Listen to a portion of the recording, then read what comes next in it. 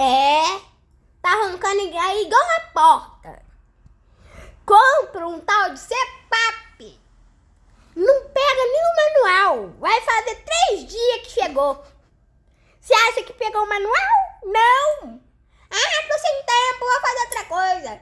Em vez de abrir o CPAP, só abriu a caixa. Falou, não, eu abro depois.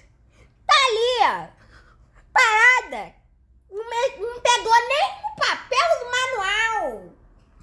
Tá aí, ó, do mesmo jeito que chegou. Minha mãe, você acha que pega as coisas? Não, mas eu deixo uma coisa no chão. Minha mãe reclama, tu pega as coisas do chão. O chão não é lixo, não. Mas vai abrir o próprio CPAP, não abre. Fica ali, vou abrir depois. Vou abrir depois. É, mãe. Abre o negócio logo. Pega